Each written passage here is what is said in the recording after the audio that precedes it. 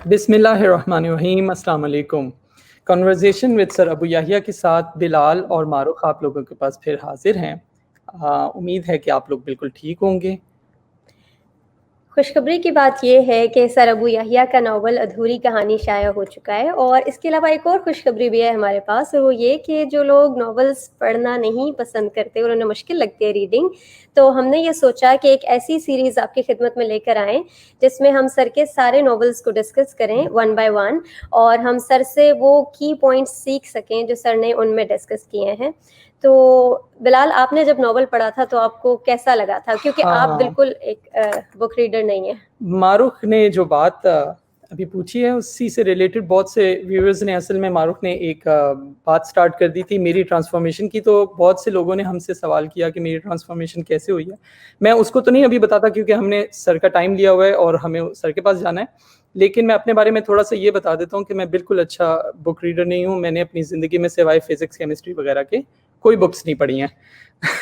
تو بکس میں بالکل نہیں پڑھتا تھا، لیکن when I was in Ufone in Pakistan, تو میرے ایک دوست تھے، ان کا نام فیصل تھا. تو فیصل بھائی مجھ سے بات کر رہے تھے اور میں کہہ رہا تھا پاکستان میں مسلمان جو ہیں وہ ایسی نہ ہی کوئی لٹریچر بناتے ہیں اور نہ ہی کوئی فلمز بناتے ہیں جن کے اندر کوئی ایسی چیزیں دکھیں جیسے غزوہ بدر. مجھے آج بھی یاد ہے میں اس طرح کی باتیں کر رہا تھا جو ہمیں موٹیویٹ کریں، تو ہم مجبور ہیں لارڈ آف دا رنگز اور یہ وہ اس طرح کی چیزیں دیکھنے کے لیے.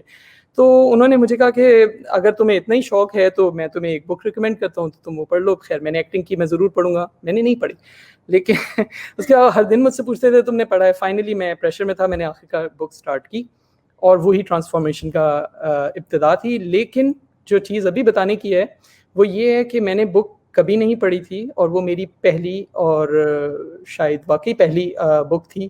میں نے اسے پہلے پیج سے پڑھنا شروع کیا ہے، میں اسے چھوڑ نہیں سکا. وہ اتنے اچھے طریقے سے لکھی ہوئی تھی. بہت اچھے طریقے سے لکھے جانے کی یہی دلیل ہے کہ میں نے وہ پوری کی پوری پڑھ لی. تو سر ہم آج آپ سے پوچھنا چاہیں گے کہ آپ نے اتنی ریمارکیبل سٹوری لکھی کیسے، اس کا آغاز کیسے ہوا؟ تو welcome to the show and السلام علیکم. السلام علیکم. وعلیکم السلام، بہت شکریہ جی. دیکھیے، جب زندگی شروع ہوگی کہ تصنیف جو تھی وہ کسی ارادے کے تحت میں نے نہیں کی تھی. اس طرح عام طور پر کتابیں لکھی جاتی ہیں کہ لوگ اپنے ذہن میں خاکہ بناتے ہیں، یا یہ کہ ایک نکات کی شکل میں، پوائنٹس کی شکل میں یہ لکھتے ہیں کہ کہانی کہاں سے شروع ہوگی، کہاں پہنچے گی، کن واقعات کا احاطہ کرنا ہے، اور پھر کس طریقے سے اینڈ ہوگا. اس نوعیت کی کوئی بات جب زندگی شروع ہوگی کے حوالے سے نہیں ہوئی. ایک روز میں گھر میں بیٹھا ہوا تھا، غالباً 2009 کا یہ زمانہ تھا. آفس سے میں نے کئی برس بعد چھٹیاں لی تھیں اور 15 دن میرے پاس تھے. دوپہر کا وقت تھا، مجھے آج کے دن تک وہ وقت اور منظر بھی یاد ہے. اور میں نے بس پھر اٹھایا اپنا لکھنے کا جو میرا طریقہ ہوتا ہے، اور اس کے بعد میں نے یہ لکھنا شروع کیا کہ قیامت کے دن اگر میں موجود ہوں تو کیا ہو رہا ہوگا. اور اس کے بعد بے ساختہ میں لکھتا چلا گیا، اور ایفرٹ لیس قسم کا یہ معاملہ تھا. کوئی خاص مجھے کوشش نہیں کرنی پڑی، اس لیے کہ دین، قرآن مجید، احادیث ہیں یا دین کے جو ماخذ ہیں ان میں میری زندگی گزرتی ہے، میرے صبح شام گزرتے ہیں. تو مجھے تو وہ زبانی وہ چیزیں حفظ ہیں، یاد ہیں کہ قرآن مجید میں کس موقع پہ کیا بات کہی گئی ہے. احادیث بھی میرے علم میں تھی. تو میں بس لکھتا چلا گیا اور 4 چیپٹر وہ ہو گئے. اور یہ مجھے اتنا مزے کا کام لگ رہا تھا کہ میں نے ساری چھٹیاں 15 دن اسی کے اندر گزار دیے، اور گویا کہ میں اس دنیا کو اپنی آنکھوں سے دیکھ رہا تھا اور اس کو بیان کرتا چلا جا رہا تھا. تو یہ ایک ایسا عمل تھا جس میں مجھے کوئی نہ شعوری کوشش کرنی پڑی، نہ ارادہ کرنا پڑا. اچھا، اس کے بعد چھٹیاں ختم ہوئی، میں نے آفس جوائن کر لیا، اپنے دعوتی کاموں میں لگ گیا، سوالوں کے جواب دینا، علمی تحقیقی کام. بھول گیا میں نے کیا کیا تھا. پھر کچھ خیال آیا تو بعض جو احباب تھے، رفقا تھے، ان کے ساتھ میں نے یہ جو اسکرپٹ تھا یہ شیئر کر لیا کہ آپ لوگوں کو اس میں شاید دلچسپی محسوس ہو، پڑھیں. اچھا، میں نے اس کو کوئی خاص چیز نہیں سمجھا تھا، میں نے ان کو لیکن جب شیئر کیا تو جو ان کا رسپانس تھا وہ اتنا غیر معمولی تھا کہ کچھ حد نہیں ہے. اور بعض لوگوں کی کیفیت تو یہ ہوئی کہ انہوں نے پڑھا اور وہ گھنٹوں سے پڑھ کے روتے رہے. اور یعنی اس نوعیت کے بعض معاملات تھے کہ وہ بتانا مناسب بھی نہیں لگتا، لیکن بہرحال بہت زیادہ لوگوں کی طرف سے پھر دباؤ آنا شروع ہوا کہ اس کو مکمل کریں، آگے بڑھیں، پورا کریں. تو یہاں سے جب لوگوں نے پش کرنا شروع کیا تو مجھے خیال آیا کہ یہ کوئی مفید چیز ہے، کرامت چیز ہے، اس کا کوئی فائدہ ہوگا، بالکل اور پھر میں نے لکھنا شروع کیا. لیکن دوبارہ بھی جب لکھنے بیٹھا تو طریقہ یہ نہیں تھا کہ کوئی ذہن میں اسٹوری سوچ رکھی تھی یا یہ طے تھا کہ کیا لکھنا ہے. بس فطری طریقے سے میں نے پھر جیسے شروع کے 4 چیپٹر لکھے تھے، اگلی 4 چیپٹر پھر ایسے ہی میں نے لکھ دیے. اس کو جب لوگوں کو دیا تو پھر ایک دفعہ پھر وہی رسپانس تھا. تو اس طرح کرتے کرتے یہ ناول پورا ہو گیا، اور مجھے نہیں پتا تھا کہ ناول میں کیا ہوگا، کہاں سے شروع ہوگا، کیسے ختم ہو گیا، اور ختم ہو گیا. وہ جب ختم ہو گیا تو پھر اس کو شائع کرنے کا کوئی ارادہ میرا نہیں تھا، اس لیے کہ آپ کو پتہ ہے ہم جس معاشرے کے اندر کھڑے ہوئے ہیں وہاں پر قدم قدم پر محتاط رہنا پڑتا ہے دینی معاملات میں زبان کھولتے ہوئے. جی اور اس نوعیت کی کبھی کوئی تصنیف جو ہے عام طور پر لکھی نہیں گئی. یعنی یہ صرف مسلمانوں کا معاملہ ہی نہیں ہے، علم و ادب کی پوری تاریخ کے اندر کوئی ایسی تصنیف جس میں روز حشر کو موضوع بنایا گیا ہو، آخرت کی زندگی خاص طور پر روز حشر کو موضوع بنایا گیا ہو اور اتنی جزئی تفصیلات کے ساتھ اس پہ گفتگو کی گئی ہو، تو وہ اس سے پہلے نہیں لکھی گئی تھی. تو یہ ظاہر ہے کہ ایک بڑا سوال تھا. اس کے بعد پھر کچھ اللہ تعالیٰ کا ایسا حکم ہوا کہ میں ایک سنگین بیماری کا شکار ہوا، اور اس میں مجھے نہیں پتا تھا کہ میں سروائیو کر بھی سکوں گا یا نہیں کر سکوں گا. تو میں نے سمجھا کہ بھئی اگر یہ دنیا سے رخصت ہونے کا وقت ہے تو شاید اللہ تعالیٰ یہ خدمت مجھ سے لینا چاہتے تھے، اور انہوں نے یہ کام کرا دیا. تو پھر میں نے کتاب شائع کر دی.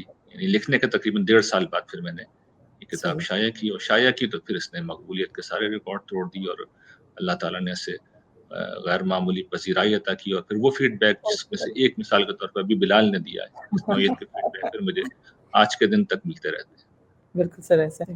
سر میں نے جو تاثر لیا تھا اس کو پڑھنے کے بعد تو مجھے ایسے لگا کہ اللہ تعالیٰ نے جو مختلف صورتوں میں بتایا ہوا ہے حشر کے دن کو، اسکیٹرڈ ہے پورے قرآن پاک میں، اس کو آپ نے ایک ناول کی شکل دے دی. اور جب بھی میں کوئی واقعہ پڑھتی تھی کہ آپ بتا رہے ہیں تو میرے فوراً ایک آیت آتی تھی ذہن میں یا کوئی حدیث آتی تھی کہ اس طرح سے ہو رہا ہے. لیکن جو ان سیشنز کو کرنے کا مقصد تھا وہ میرا بیسیکلی یہ ہے کہ ہم اس کریکٹر کو واقعی سمجھ سکیں اور ہم اپنی لائف میں لا سکیں. کہ وہ اتنی خوشی ہوتی تھی کہ عبداللہ کیسے عرش کے سائے تلے پہنچے ہیں، اور پھر وہ جو انہیں اعزازات مل رہے ہیں، تو اللہ تعالیٰ ہمیں ان میں سے بنائیں. اور ان سیشنز کو کرنے کا بھی یہی مقصد ہے کہ ہم، آپ نے جس طرح سے کہا کہ وہ ایک فرضی کردار ہے، لیکن اللہ کرے کہ ہم ان لوگوں میں سے ہو سکیں. تو سیشن کا پراپر آغاز کرتے ہوئے سر میں سب سے پہلے آپ سے یہ پوچھنا چاہوں گی کہ اللہ تعالیٰ جو سورہ یاسین میں ذکر کرتے ہیں کہ ایک کافر قوم ہے، اور اس کے ذکر کرتے ہوئے بیان کرتے ہیں کہ جب سور پھونکا جائے گا تو وہ اٹھیں گے اور وہ کہیں گے کہ ہمیں ہماری خوابگاہوں سے کس نے اٹھا دیا. جبکہ ہمارا تصور تو یہ ہے کہ کفار کو مسلسل عذاب ہو رہا ہوتا ہے قبر میں. تو ہم اس آیت کو کیسے انڈرسٹینڈ کر سکتے ہیں؟ اصل میں یہ سمجھ لیجئے کہ روز حشر جب لوگ اپنی قبروں سے اٹھیں گے تو وہ ایک مادی زندگی کا آغاز ہوگا. یعنی انسانوں کے یہ جو اجسام ہیں گرچہ بدل کے کچھ سے کچھ کر دیے جائیں گے، ایک نیا قالب دیا جائے گا، لیکن ہوگا مادی قالب. اس کا نتیجہ یہ ہے کہ وہ زندگی ایک بالکل مادی زندگی لگ رہی ہوگی. ایسے میں جب وہ ریکال کریں گے کہ پیچھے کیا ہوا تو انہیں پتہ ہی چلے گا کہ وہ تو ہاسپٹل کے اندر تھے، مثال کے طور پر وہ کسی میدان جنگ میں تھے، وہ سڑک پہ جا رہے تھے اور وہاں ان کی موت واقع ہوئی، اور اس کے بعد قیامت کے دن ان کی آنکھ کھل رہی ہے. تو یہ وہ کیفیت ہے جن کو ان الفاظ سے بیان کیا گیا ہے. باقی جو آپ بات فرما رہی ہیں کہ ایک عذاب کی کیفیت ہوگی، تو یہ قرآن مجید نے خود بیان کیا ہے. آل فرعون کے حوالے سے بیان کیا ہے کہ ان کو صبح شام جہنم پہ پیش کیا جاتا ہے. اسی طریقے سے نیکوکاروں کی اگر آپ بات کریں تو شہداء کے متعلق بیان کیا ہے کہ وہ اللہ تعالیٰ کی نعمتوں میں، اس کی رحمتوں میں، اس کے انعام میں ہے، انہیں رزق دیا جا رہا ہے. تو یہ جو بیچ کی زندگی ہے، جو برزخ کی زندگی ہے، یہ ایک نوعیت کی، اس کی اگر آپ کو تمثیل سمجھنی ہو تو یہ ایسا ہی ہے کہ جب ہم رات میں سوتے ہیں اور ہم جب کوئی خواب دیکھتے ہیں تو وہ خواب اپنی ذات میں ایک ریئلٹی ہوتا ہے، اس میں ہماری فیلنگ ریئلٹی ہوتی ہے، جو محسوس کر رہے ہوتے ہیں وہ حقیقی لگتا ہے. اگر کوئی اچھی چیز دیکھتے ہیں تو ہمیں اچھا لگتا ہے، اور کوئی بری چیز دیکھتے ہیں تو ہمیں برا لگتا ہے. تو جس وقت ہم بیدار ہوتے ہیں تو اس وقت ہمیں محسوس ہوتا ہے کہ یہ تو ہم سو رہے تھے.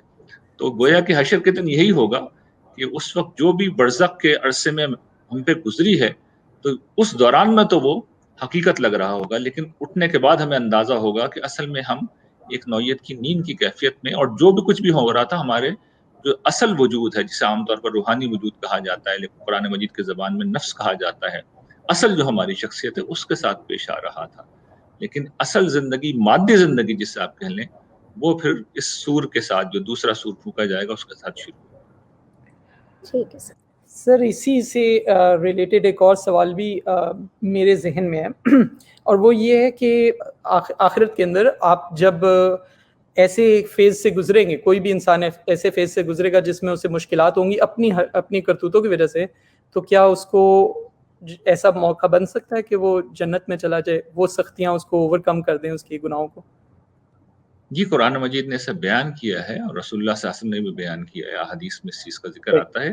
یہ جو حشر کے اندر جو سخت مراحل ہوں گے اور یہ جو سخت حالات ہوں گے، یہ اصل میں جو مسلمان ہیں یا اچھے لوگ ہیں، یعنی مسلمان تک محدود نہیں، جو بھی اچھے لوگ ہیں، وہ ان کے تزکیے کا سبب بن جائے گا۔ تزکیہ ایک خاص اصطلاح ہے قرآن مجید کی، جس کا مطلب یہ ہے کہ اس دنیا میں ہم اپنی شخصیت کو، اپنے اخلاق کو پاکیزہ بنائیں، اپنے معاملات کو پاکیزہ بنائیں، اپنے جسم کو پاکیزہ رکھیں، اللہ کے ساتھ اپنا تعلق درست رکھیں، یعنی ہر پہلو سے اپنے آپ کو پاکیزہ بنائیں، اس لیے کہ جنت پاکیزہ لوگوں کے رہنے کی جگہ ہے۔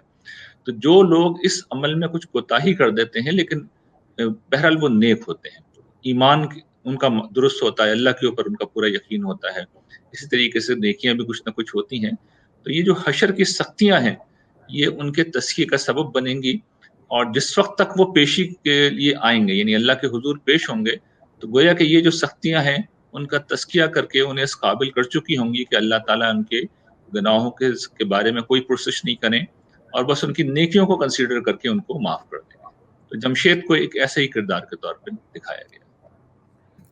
بہت شکریہ سر، آپ نے جیسے سمجھایا کہ وہ دن کی سختیاں گناہوں کے جھڑنے کا باعث بنیں گی، تو اس سے یہ سمجھ آتی ہے کہ وہ دن بہت بڑا ہوگا، کیونکہ اس کی سختیاں کئی لوگوں کو کلین کریں گی، تزکیہ کریں گی، تبھی وہ وہاں تک پہنچ سکیں گے۔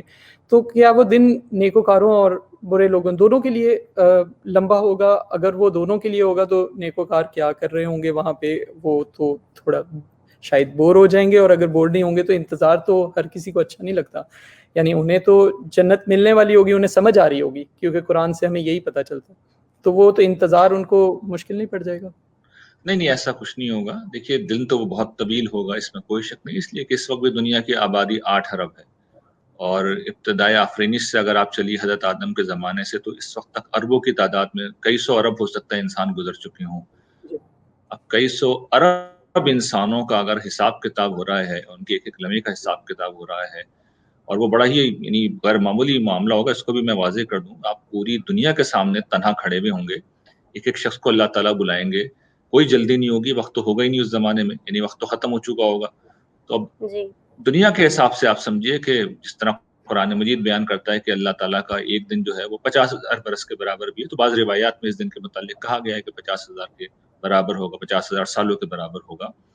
تو ہم نہیں جانتے کہ وہ کتنا طویل دن ہوگا، اور اس میں ظاہر کی سختیاں بھی بہت ہوں گی، لیکن جو نیکوکار ہیں ان کے لیے تو سمجھیے کہ وہ ایک نماز کے برابر ہوگا، حضور نے اس کو بیان کیا، ایک فرض نماز کے برابر ہوگا، تو ان کو تو بہت ہلکا محسوس ہو رہا ہوگا، اور جس وقت وہ انتظار کر بھی رہے ہوں گے تو کسی مشکل میں نہیں ہوں گے۔ میں نے تو اس کو ایک عنوان باندھ کے بیان کیا، عرش کے سائے کے نیچے، تو وہ سب عرش تلے کھڑے ہوں گے، تو وہاں پہ بھی انجوائے کر رہے ہوں گے اور مزے کر رہے ہوں گے، تو ان کے لیے کسی پہلو سے کوئی مسئلہ نہیں۔ صحیح۔ تو سر وہ جو سورہ یاسین میں ذکر آتا ہے کہ ان اصحاب الجنت الیوم فی شغل فاکہون، تو کیا وہ ایگزیکٹ اس دن میں ان کی وہ انجوائمنٹ اور وہ سب شروع ہو جائے گا؟ یہ جو الیوم کے الفاظ ہیں قرآن مجید میں، یہ ایک جامع تعبیر ہوتی ہے، اور یوں سمجھیے کہ جس وقت یہ حشر کا آغاز ہوگا اس سے لے کر وہ آخرت کی پوری زندگی تک کے اوپر یہ جملہ بعض اوقات یہ لفظ محیط ہوتا ہے۔ تو یہ جو صورت ہے، اگر آپ ایک آیت پیچھے پڑھ لیں تو بالکل واضح ہے کہ یہ اصحاب جنہ ہیں، اہل جنت ہیں، ان کے متعلق اللہ تعالیٰ کہہ رہے ہیں۔ جنت میں جب ہوں گے تو وہاں یہ بیان کیا گیا ہے، لیکن حشر میں بھی جب وہ ہوں گے وہاں پہ تب بھی وہ مزے سے ہی ہوں گے، اور اس کو میں نے بہت تفصیل سے اپنے ناول کے اندر بیان کیا ہے کہ ان کے لیے وہاں پہ بھی ساری راحتیں جمع ہوں گی، آسانیاں جمع ہوں گی، وہ پرسکون ہوں گے، لیکن بہرحال ابھی معاملہ جاری ہوگا، اس لیے کچھ نہ کچھ ایشوز تو ابھی باقی ہوں گے، سیٹل ہو رہے ہوں گے۔ تو اس پہلو سے یہ جنت ہی ہے کہ جس میں ایک دفعہ آدمی پہنچ جائے گا تو پھر لا خوف علیہم ولا ہم یحزنون کی جو بادشاہی ہے وہ شروع ہوگی، کہ نہ کوئی ماضی کا پچھتاوا ہوگا، نہ مستقبل کا کوئی اندیشہ باقی رہے گا۔ سر پھر اس پہ بھی تھوڑا بتا دیں کہ پل صراط کی بات بھی ہم سنتے ہیں، پھر ترازو کی بات سنتے ہیں، میزان ہوگا وہ قائم کیا جائے گا، یہ سب چیزیں، اور اس میں ڈفرینٹ فیزز ہوں گے، تو پھر یہ اب جیسے خاص طور پہ پل صراط، وہ آپ کیسے ہم اس کو، وہ کس جگہ کس ٹائم پہ آئے گا، اور اس پہ جب ترازو نے فیصلہ کرنا ہے کہ اللہ تعالیٰ نے فیصلہ کرنا ہے، اللہ تعالیٰ نے ترازو کے ذریعے کرنا ہے کہ ٹھیک کون ہے اور غلط کون ہے، عدل ہوگا، تو پھر پل صراط کیوں ہمیں کیوں اس سے گزارا جائے گا، وہ ترازو کے علاوہ قرآن مجید میں دیکھیے جس ترتیب سے واقعات بیان کیے گئے ہیں حشر کے دن، وہی ہیں کہ سور پھونکا جائے گا، پہلا سور پھونکا جائے گا تو دنیا تباہ ہو جائے گی، دوسرا سور پھونکا جائے گا تو اس کے نتیجے میں سب لوگ دوبارہ زندہ ہوں گے، اپنی قبروں سے نکل پڑیں گے۔ اس کے بعد پھر ایک وقت آئے گا کہ حساب کتاب شروع ہوگا، لوگ ایک ایک کر کے اللہ تعالیٰ کے حضور پیش ہوں گے، اعمال کی پیشی ہوگی، لوگوں کی پیشی ہوگی، گواہیاں قائم ہوں گی اور لوگوں کے فیصلے ہوں گے۔ فیصلہ کس طریقے سے ہوگا اس کو بھی میں نے بہت تفصیل سے ناول میں بیان کیا۔ قرآن مجید اس کو بیان کرتا ہے کہ لوگ جو کامیاب ہونے والے ہوں گے ان کا اعمال نامہ اللہ تعالیٰ لیں گے، مطلب فرشتوں کو حکم دیں گے اور وہ پھر تول میں رکھے جائیں گے، تولا جائے گا تو پتہ چلے گا نیکیوں کا پلڑا بھاری ہے، اور اس کے بعد ان کا نامہ اعمال دائیں ہاتھ میں پکڑا دیا جائے گا اور پھر وہ خوشی خوشی اپنے گھر والوں کے پاس لوٹ جائیں گے۔ بدکار ہوں گے تو فرشتے ان کو لے کے پہنچیں گے، ان کے اعمال کی تول ہوگی، گناہوں کا پلڑا بھاری ہوگا اور ان کا نامہ اعمال ان کے بائیں ہاتھ میں کس کے جو پیچھے بندے ہوئے ہوں گے اس میں پیچھے سے بائیں ہاتھ میں پکڑا دیا جائے گا اور فرشتوں کو حکم دیا جائے گا کہ ان کو جہنم میں پھینکا جائے۔ ایک ایک کر کے ساری امتوں کا، سارے افراد کا اس طرح فیصلہ ہوگا، اور اس کے بعد سورہ زمر کے آخر میں اللہ تعالیٰ یہ بتاتے ہیں کہ پھر چاہے اہل جنت ہوں اور یا اہل جہنم ہوں، وہ گروہ در گروہ جنت اور جہنم کی طرف لے کے جائیں گے، اہل جنت کو جنت کی طرف، اہل جہنم کو جہنم کی طرف۔ جب وہاں پہنچیں گے تو پھر جنت کے دروازے وہاں پہ انہیں کھلے ہوئے ملیں گے، اہل جہنم پہنچیں گے تو دروازے ان کے لیے کھولے جائیں گے، فرشتے اہل جنت کو خوش آمدید کہیں گے، اہل جہنم کو جو ہے ان کی سخت تنبیہ کی جائے گی، ان کو شرم دلائی جائے گی کہ تمہارے پاس رسول آئے تھے اور تم نے پھر بھی ان کی بات نہیں مانی، اور پھر لوگوں کو اس طرح جنت و جہنم میں داخل کیا جائے گا۔ یہ قرآن مجید کے بیانات کا خلاصہ ہے۔ قرآن مجید میں کسی جسر کا ذکر نہیں ملتا جسے اردو میں پل صراط کہا جاتا ہے، قرآن مجید میں اس کا تصور نہیں، روایات میں آیا ہے، مستند روایات کے اندر آیا ہے، بخاری میں، مسلم میں آیا ہے۔ تو میں نے کوشش کی ہے کہ اس کو اکوموڈیٹ کروں اپنے ناول کے اندر۔